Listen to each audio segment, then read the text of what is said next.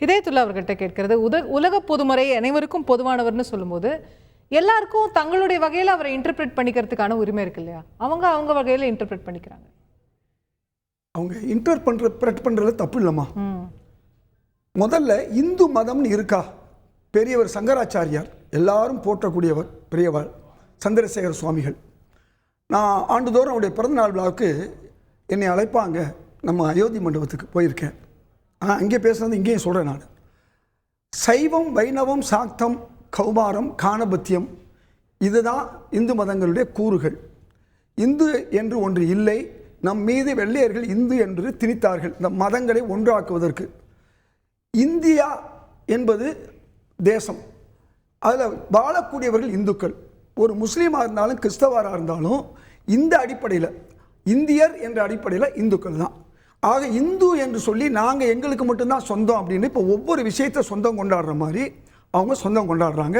அதனால அவர் தன்னுடைய குரலில் தமிழ்ங்கிற ஒரு வார்த்தையை கூட எழுதல. அவர் தமிழ் தானே, வான்புகழ் கொண்ட தமிழ்நாடு, வள்ளுவன் தம்மை உலகினுக்கே வழங்கிய வான்புகழ் கொண்ட தமிழ்நாடு சொல்கிறோமே, தமிழ்ங்கிற வார்த்தையை கூட எழுதுறேன்னா அவர் எல்லாருக்கும் பொதுவானவர்ங்கிறக்காருன்னா பிறப்புக்கும் எல்லா உயிருக்கும் மட்டுமல்ல. இதில் ஒரு சில பேர் தப்பாக என்ன சொல்கிறாங்கன்னா, சிறப்பு ஒவ்வாங்கிற வார்த்தையை அப்படி தூக்கிட்டு செய்தொழில் வேற்றுமையான். அந்த காலத்தில் இப்படி செய்தொழில் வேற்றுமை இருந்துச்சு. அப்படி இருந்தாலும் அவங்களுக்கு சிறப்பு கிடையாது, எல்லாம் ஒன்றுன்னு சொல்றதை மாற்றி என்ன சொல்கிறாங்க, இந்த சிறப்பு ஒவ்வாவை எடுத்துட்டு செய்தொழில் பாருமா மாயா சிஸ்டம் சொல்கிறாங்க அப்படிங்கிறத கொண்டு போய் சேர்க்கறது. இதுதான் திரிக்கிறது, பொய் சொல்கிறது. எப்படி அவரை இந்துங்கிறாங்க. அப்புறம் பாரதிய சனாதானி அப்படின்னு சொல்றாங்க. இல்ல, அவர் இந்துவா வாழ்ந்திருந்த, அவர் சொன்ன கருத்து அனைவருக்குமானது. அவரை இந்துன்னு சொல்றதுல என்ன பிரச்சனை இருக்குங்கிறத அவர் வாழ்ந்தாருங்க, அவர் இருந்தாருங்க, அவர் ஒரு முஸ்லீம்னு சொல்றோம். இப்ப நான் திருநபி வாழ்வும் திருக்குறள் அவர் வாழ்ந்தது 3000 ஆண்டுகளுக்கு முன்னாடி. அப்போ வந்து இஸ்லாமியரா இருந்திருக்க முடியுமான்னு நான் கேட்கிற கேள்வி, நீங்க தான் சொன்னீங்க எல்லாரும் ஏத்துக்கிட்டா என்னன்னு கேட்டீங்க. இந்துன்னு நான் இந்துன்னு ஒரு மதம் இல்லை. அந்த இந்து மதம் என்பது சங்கராச்சாரியர் சொன்னபடி வாஜ்பாய் வந்து இந்து என்பது மதம் அல்ல, அது ஒரு கலாச்சாரம் சொல்லியிருக்காரு. நான் சொல்லல, வாஜ்பாய் சொல்லியிருக்காரு. சொல்றேன், அவங்க உரிமை கொண்டாடலாம்னு நீங்க கேட்கறீங்கல்ல.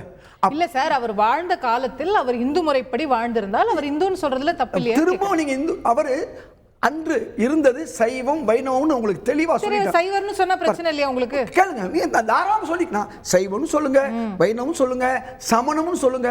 நிறைய பேர் சமணம்னு சொல்றாங்க. அவர் எதுனாலும் சொல்லிக்கங்க. அவர் வாழ்த்திய கடவுள் வாழ்த்து பாடலை பார்த்தீங்கன்னு சொன்னா எங்கேயுமே, அதாவது தனக்கு ஓமை இல்லாதான் தாழ் சேர்ந்தார்க்கு குரான்ல அப்படியே வருது. வேண்டுதல் வேண்டாமையிலான் குரான்ல வருது, பைபிளில் வருது, கீதையில் வரலாம். நான் இல்லைன்னு சொல்லலை. நான் சொல்லுவதை புரிஞ்சு கொள்ளுங்க. அவரை பொறுத்தவரை நீங்கள் எந்த சிமுலுக்குள்ளும் அடைக்க முடியாது. அவரை இந்துன்னு அவர் சொல்லும்போது, இஸ்லாம் முஸ்லீம் சொன்னால் நீங்கள் ஏற்றுக்க முடியாது, உங்களால் ஏற்றுக்க முடியல. அவர் இஸ்லாம் சொன்ன கருத்தை இப்போ ஒரு விஷயம் சொல்கிறேன். இல்லை, அவர் கருத்து கண்டிப்பாக ஒத்து போகும், மாற்று கருத்தே இல்லை. ஏன்னா இப்போ நபிகள் வந்து ஒரு பெரிய மகான், இவர் இருந்திருக்கிறாரு, இல்லை இயேசுநாதர் இருந்திருக்கிறார், எல்லாரும் ஒரே கருத்தை தான் சொல்லியிருப்பாங்க. அதில் நம்ம வந்து பார்க்கவே வேண்டாம், சொல்லிடலாம். அது விஷயம் இல்ல. இப்போ ரூமின்னு ஒரு கவிஞர் இருக்கிறாரு. அவர் வந்து சூஃபி இஸ்லாத்தை சேர்ந்தவர்.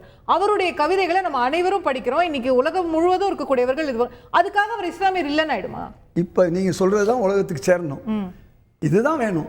நான் என்ன சொல்ல வரேன், திருவள்ளுவர் எல்லாருக்குமான கருத்தை சொல்லிக்கிட்டு இருக்கும்போது அவரை போய் நீங்க கொண்டு போய் ஏன் சனாதனிங்கிறீங்க, ஏன் பாரதியன்னு கொண்டு போறீங்க? இந்த கேள்விதான் இன்னைக்கு ஆளுநர் மேல எல்லாம் வச்சிருக்கிறது. இது ஒரு புறம். ரெண்டாவது துறவினா என்ன? அவரு துறவிங்கிறத என்ன எங்க வச்சிருக்காரு? இல்வாழ்க்கை, வாழ்க்கை துணை நலம், அதுக்கடுத்து மக்கள் பேரு, இப்படின்னு நிறைய சொல்லிட்டு வந்துட்டு இது சம்பந்தமான சொல்லிட்டு கடைசிக்கு முன்னால 35வது இடத்துல துறவுங்கிறாரு. சரி, இந்த துறவுனா எந்த துறவை சொல்றாரு அதை புரிஞ்சுக்கணும்.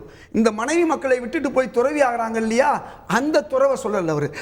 அதாவது ரொம்ப அழகா சொல்றாரு, யாதனின் நீங்கியான் நோதல் அதனின் இளன்கிறாரு. நீ எதெல்லாம் நீ வந்து ஈடுபடாமல் இருக்கியோ அதுல இருந்து உனக்கு துன்பம் கிடையாது. அதை விட அற்புதமா சொல்றாரு, வேண்டின் உண்டாக துறக்க. எது நல்ல வாழ்க்கை வேணும், இன்பம் வேணும்னா துறந்தபின் ஈண்டியர் பல உனக்கு இன்பங்கள் பல கிடைக்கும். அவர் சொல்ற துறக்கிறதுனா வாழும் பொழுதே நீ உன்னுடைய இதை திறந்துக்க. அட்டாச்மெண்ட் இல்லாம இருக்கு. அவ்வளவுதான். நீங்க வானப்பிரஸ்தம்னு சொல்றாங்க. வானப்பிரஸ்தம்னா என்ன? அதுக்காண்டி துறவி கிடையாது, வீட்டில் இருந்துக்கிட்டே இல்லாமல் இருக்கிறது. நமக்கு இதுவரை நம்ம குழந்தைகளை பார்த்தோம், நம்ம மனைவியை பார்த்தோம், இனி அந்த ஊர் மக்களை பார்க்கணும், மக்களை பார்க்கணும். இதுதான் அதுதான் துறவு. அந்த துறவை தான் சொல்றாரு. அதையும் கடைசியா சொல்றாரு, வள்ளுவர் வாசுகி வாழ்ந்த இல்லை. ஏன் நீங்க கேட்டனா, அதாவது காமத்துப்பால்னு ஒரு பால் கிட்டத்தட்ட எத்தனை பாடல்கள் எழுதியிருக்காரு. ஒரு துறவி எழுத முடியுமா? கொஞ்சமாவது சிந்திக்கணும். அதாவது இல்ல, ஒரு சின்ன விஷயம் தான் சொல்லுவேன். நீங்களே சொல்லிட்டீங்களே அதுக்கு விடை. அவர் துறவன் சொன்னது இல்வாழ்க்கையில இருந்து கொண்டே அந்த டிட்டாச்மென்ட் தான் அவர் துறவன் சொல்றாரு. இப்ப ஒரு விஷயம், ஒரு பெரிய பேச்சாளர் பேசுறாரு, விவரம் இல்லாம பேசிக்கிட்டு இருக்காரு. ஒருத்தன் துப்பாக்கியோட நின்றானா, கேட்டாங்களா ஏப்பா துப்பாக்கி, எல்லாரும் எந்திரிச்சு போன பின்னாடி நிற்கின்றானா, இல்ல இவரை நான் சுட போறது இல்லை, இந்த பேசுறாரு இல்லையா, இவரை யார் எழுதி கொடுத்தாரு பாருங்க, அவரை பேசணும். இப்ப கவர்னரை நான் குற்றம் சொல்ல முடியாது. இந்த கவர்னருக்கு அடிக்கடி இதை எழுதி கொடுத்து மாட்டிக்கிறாங்க பாருங்க சிக்கல்ல, அவங்கள தான் இன்னைக்கு சொல்லணும். இப்போ உங்களுக்கு துறவுன்னு அவர் எழுதுனது, நான் இவ்வளவு வள்ளுவரை காமிக்கிறேன் உங்களுக்கு, ரொம்ப தெளிவாக அவர் சொல்றாரு. அது மட்டுமல்ல, வள்ளலாரை சொந்த கொண்டாங்க. வஉசி எவ்வளவு பெரிய தேசியவாதி, அவர் நேர் எதிராக இருந்தாரு. அவருடைய தமிழ் இலக்கியம் பூரா பாருங்க.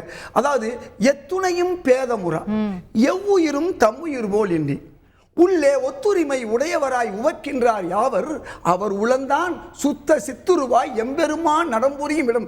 இறைவன் இருக்கக்கூடிய இடம் எதுன்னு சொன்னா எந்த பேதமும் இல்லாது. அப்ப சனாதனத்துக்கு அங்க எங்க வேலை இருக்கு? சனாதனம் என்பது என்னன்னு நமக்கு தெரியும், நான் அதை போய் விளக்க வேண்டிய அவசியம் இல்லை.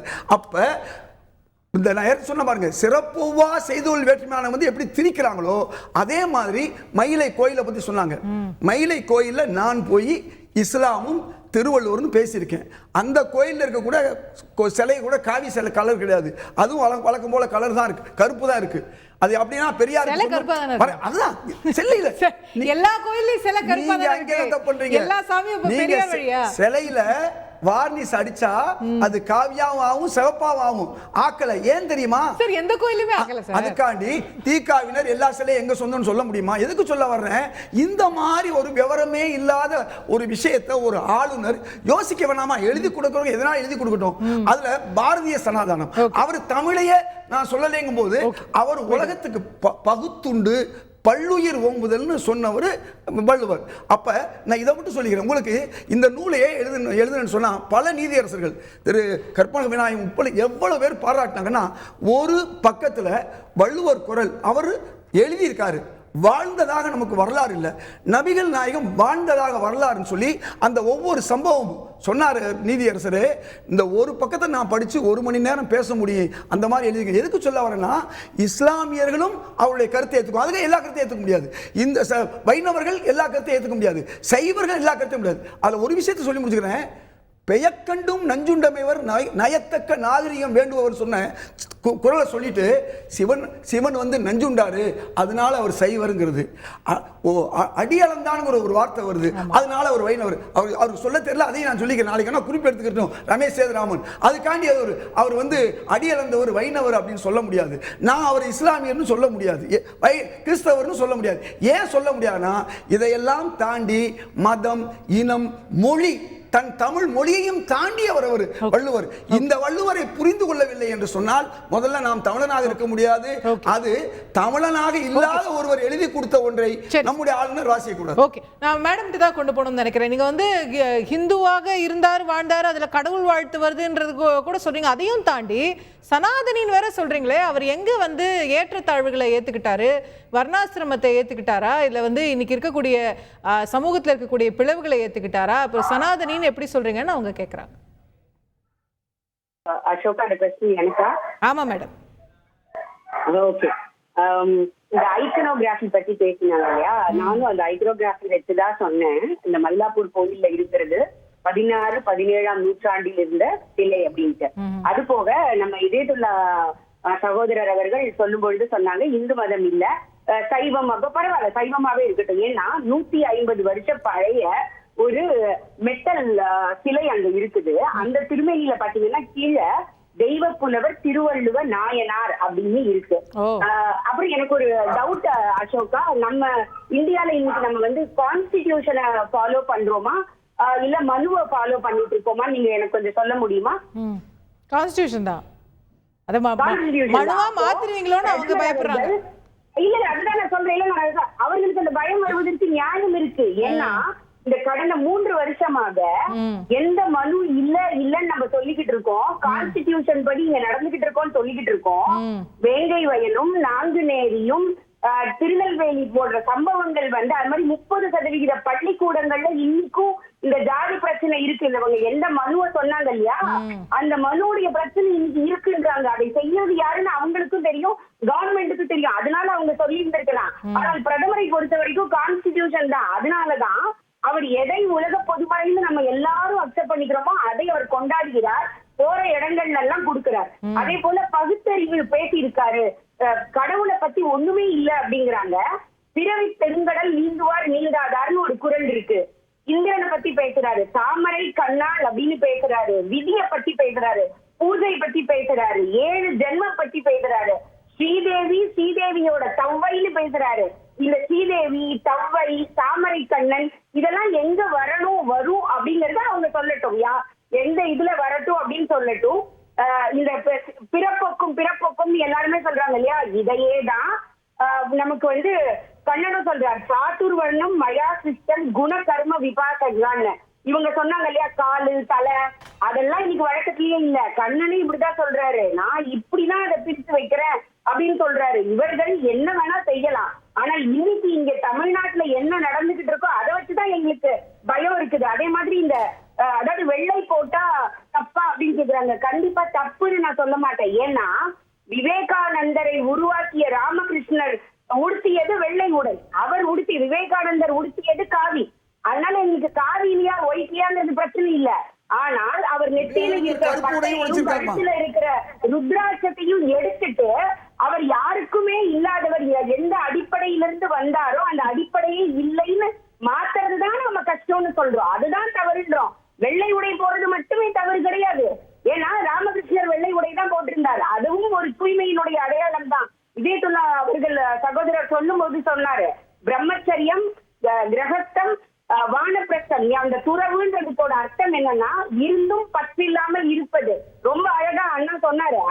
அததான் நாங்களும் சொல்றோம். அப்படிப்பட்ட ஒரு மிகப்பெரிய பொக்கிஷத்தை இந்த உலகுக்கு கொடுத்தவர்கள் நம்முடைய மூதாதையர்கள் நான் சொல்றேன். எனக்கு அதுல எந்த குழப்பமும் இல்லை, எல்லாருக்கும் பொது. ஆனா என் பாட்டை இல்லைன்னு ஆயிடாது இல்ல. அந்த வரலாறு இப்ப நாளைக்கு வந்து பர்த் சர்டிபிகேட் கேட்டா கூட ஆச்சரியப்படுறதுக்கு இல்ல. ஏன்னா நாங்கள் கொடுத்தோம், அவங்க வந்து ரொம்ப அழகா காயினேஜ் பண்ணாங்க, அது ரொம்ப சந்தோஷம். நாங்கள் அவருக்கு வெள்ளை உடை கொடுத்தோம் அப்படின்னு சொல்லிட்டாங்க. அதுல இருந்தே நமக்கு தெரிஞ்சிச்சு அங்க என்ன நடக்குதுன்னு சொல்லிட்டு.